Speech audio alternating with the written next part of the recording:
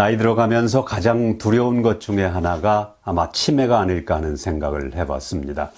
그런데 최근에 미국의 바이오젠과 일본의 에이자이가 공동으로 개발한 신약이 지난 7일 미국의 FDA로부터 승인을 받았다고 합니다. 치매 원인 물질을 뇌에서 제거함으로써 치매 진행 과정을 늦추어주는 그런 효과가 있다고 합니다. 이 약을 개발한 두 회사는 앞으로 초기 치매 환자를 대상으로 임상실험에 들어갈 것이라고 합니다. 현재 전 세계 인지증 환자 수는 5천만 명 정도 된다고 합니다. 그중에서 60% 내지 70% 정도가 치매 환자라고 하니까 3천만 내지 3,500만 명이 치매 환자라는 계산이 나옵니다. 앞으로 치매로부터 좀 자유로워졌으면 좋겠습니다.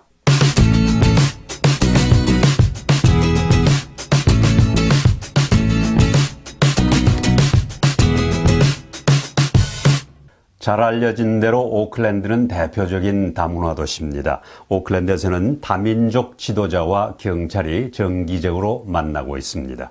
최근 미팅에서는 온라인 스캠에 대한 특별 강연이 있었습니다.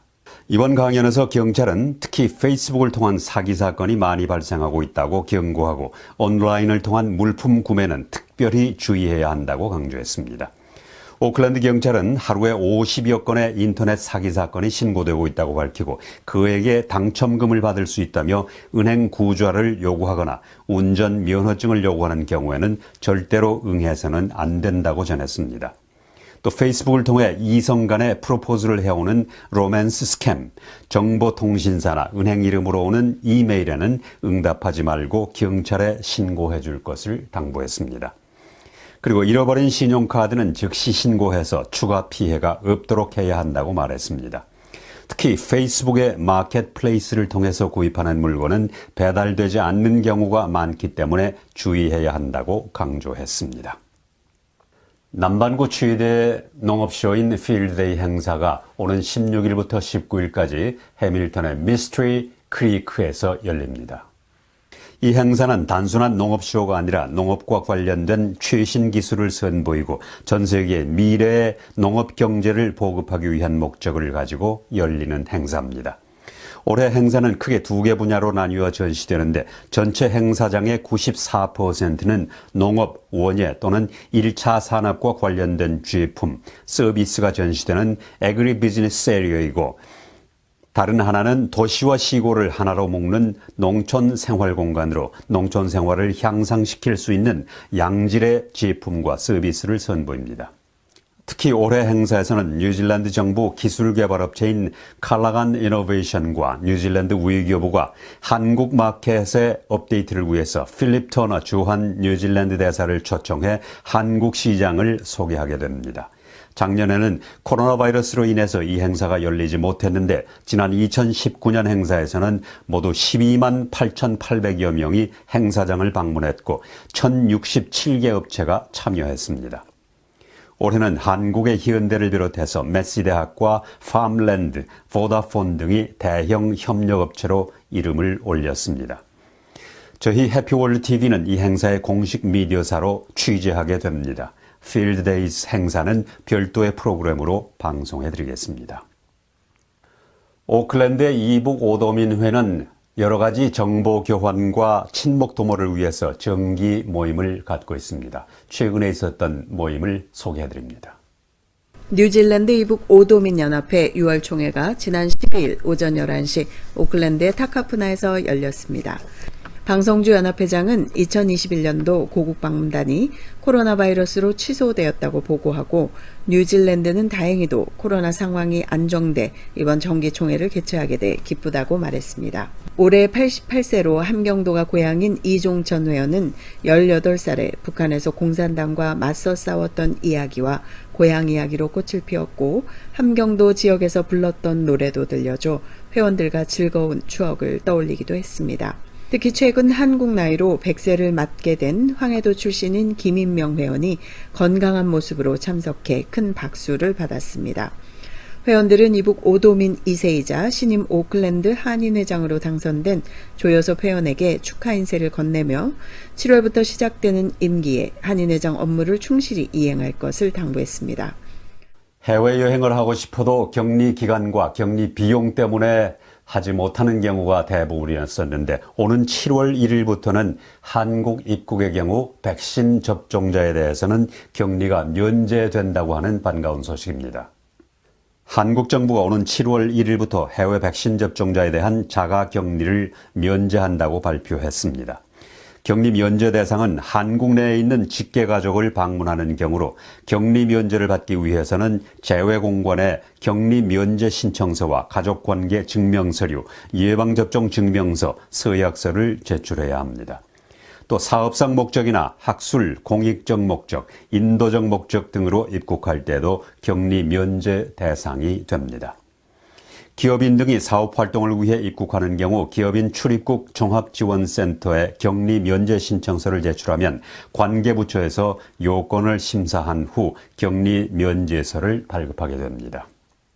다양성을 강조한 축제 드래곤 보트 페스티벌 We Are Family라는 주제의 행사가 지난 13일 오후 1시 뉴올린에 있는 중국 액티비티 센터에서 열렸습니다. 드래곤 보트 페스티벌 용선축제는 중국을 비롯한 아시아 여러 나라에서 열리는 중요한 민속 행사입니다. 이 축제 기간 동안 사람들은 뱃놀이 경주에 참여해 힘을 모으는 정신을 보여주고 찹쌀과 대나무 잎으로 만두를 만들어 가족의 유대감을 보여줍니다.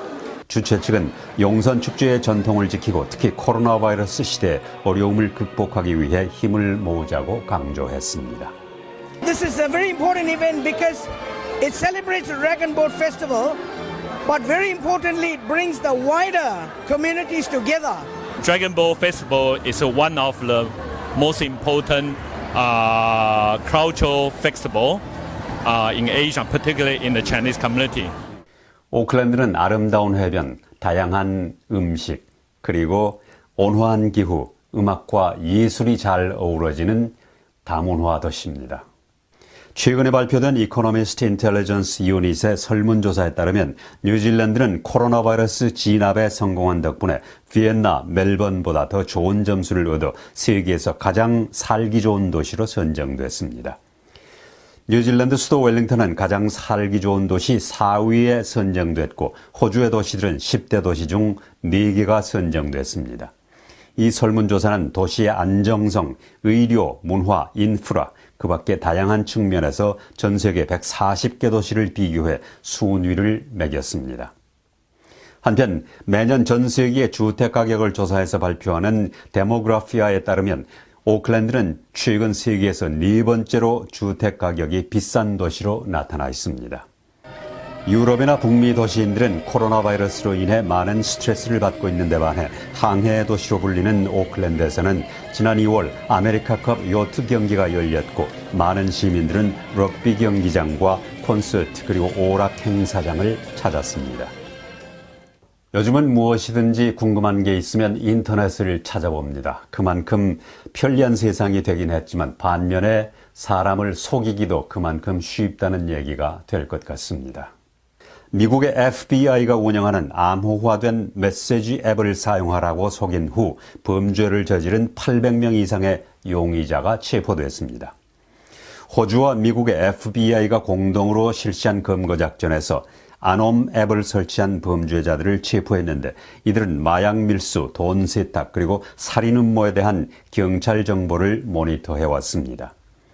경찰 관리들은 이번 작전이 획기적인 것이었다고 말하고 이들 용의자들은 마약 조직과 마피아들과 관련돼 있었다고 전했습니다. 경찰은 이번 작전에서 마약, 무기, 고급 차량과 현금도 압수했는데 이 작전은 12개 이상의 나라에서 동시에 진행됐습니다. 이번 작전에서는 8톤의 코카인과 250정의 총, 그리고 다양한 전 세계의 화폐와 암호 화폐 4,800만 달러 이상을 찾아냈습니다. 호주의 스콧 모리슨 총리는 이번 작전이 세계적인 조직 범죄에 큰 타격을 입혔다고 말했습니다. 유럽연합 경찰기관인 유로폴은 그린라이트라고 하는 이번 작전에서 암호화된 통신 장비를 찾아낸 것이 사상 최대의 수확이었다고 말했습니다. 7억 8,500만 달러가 들어가는 자전거와 보행자를 위한 오클랜드 하버브리지 프로젝트에 많은 사람들이 반대하고 나섰습니다. 뉴질랜드 납세자 연합이 이 프로젝트를 중단시키기 위한 청원을 계속 진행하면서 광고판 캠페인을 시작했는데 이 프로젝트를 완공하는 데는 5년이 걸릴 것으로 예상됩니다. 마이클 우드 교통부 장관은 지난 6월 4일 기존의 하버브리지 옆에 자전거와 보행자들을 위한 독립형 구조물을 만들겠다고 발표했습니다. 이에 대해 납세자 연합 노조 대변인은 성명을 통해 이 다리를 건설하기 위해서는 뉴질랜드 전국에 가구당 370달러를 부담해야 하는 허용 프로젝트라고 말했습니다. 납세자 연합 노조는 현재 2만 명 이상의 서명을 받은 청원서를 정부에 제출하고 이 프로젝트의 자금 지원 중단을 촉구했습니다. 2년 전 크라이스트처치에서 발생한 테러 총격 사건을 내용으로 하는 헐리우드 영화 They Are Us를 제작한다는 소식이 들리자 이미 5만 5천여 명의 시민들이 이 제작에 반대한다는 청원을 냈습니다. 뉴질랜드 이슬람 여성협의회 대변인은 크라이스트처치 테러 공격을 내용으로 하는 영화 They Are Us는 잘못된 것이고 타이밍도 좋지 않은 것이라고 말했습니다. 이슬람 여성협의회의 안줌 라만 대변인은 이 영화는 51명의 희생자와 비극의 중심에 있는 가족들의 초점을 맞춰야 한다고 말했습니다. 이 영화가 제신다 아던 총리의 반응에 초점을 맞춘 것이라는 초기 기획이 지난주에 공개되자 많은 피해자 가족과 뉴질랜드 무슬림 커뮤니티는 분노했습니다. 이에 대해 아던 총리는 자신은 이 영화에 관여하지 않았고 그 내용도 모르고 있다고 말했습니다. 크라이스트처치의 리엔달젤 시장은 테러 총격 사건 당시 제신다 아던 총리가 취한 대응은 매우 존중하지만 이것이 영화의 주된 내용이 돼서는 안 된다고 말했습니다. 크라이스트처치 시장은 영화가 어디에서 촬영될지 모르지만 그 제작진들은 크라이스트처치에서 환영받지 못할 것이라고 말했습니다. 세계적으로 기후변화를 막기 위한 여러 가지 방법이 나오고 있는 가운데 뉴질랜드에서는 오는 2030년까지 휘발유차와 경유차의 수입을 금지하라는 기후변화위원회의 제안이 나왔습니다. 한 정비사는 가솔린과 디젤 자동차 수입을 금지하라는 기후변화위원회의 권고가 시행되면 수만 개의 자동차 정비공장 일자리가 없어질 것이라고 말했습니다. 지난주 기후변화위원회는 뉴질랜드의 탄소 배출량을 줄이는 방법에 대한 최종 조언을 정부에 보냈습니다. 기후변화위원회는 정부에 대해 가솔린 자동차와 디젤 자동차 수입을 2030년까지 금지하는 것이 이상적이지만 2035년까지는 반드시 금지해야 한다고 밝혔습니다. 기후변화위원회 권고사항이 실시될 경우 지난 2018년에 17,700명이었던 정비공이 2035년에는 2,300명 정도 줄어들 것으로 예상됩니다. 자동차 정비업은 전기 자동차의 수입이 늘어나고 걷기운동, 자전거 타기 그리고 대중교통수단의 이용이 늘어나면서 영향을 받을 것으로 보입니다. 호주의 브리즈번이 오는 2032년 올림픽을 유치할 가능성이 커졌다는 소식입니다. 호주의 도시 브리즈번은 2032년 올림픽 개최지로 한 발 더 다가섰습니다. 브리즈번은 지난 2월 선호하는 개최지로 선정됐고 현재 IOC 집행이사회의 호스트로 제안됐습니다. 2032년 올림픽은 인도네시아, 부다페스트, 중국, 도하, 독일의 루르벨리 등 여러 도시와 국가에서 올림픽 개최에 관심을 표명했습니다. IOC 회원들은 다음 세션인 7월 21일에 2032년 올림픽 개최지를 선정하기 위해 투표하게 됩니다. IOC의 토마스 바흐 회장은 브리즈번이 강력한 지지를 받고 있다고 말했습니다. 도쿄올림픽의 미국 방송권을 가지고 있는 NBC는 사상 최대 규모인 7,000시간 동안 올림픽을 중계할 계획이라고 발표했습니다.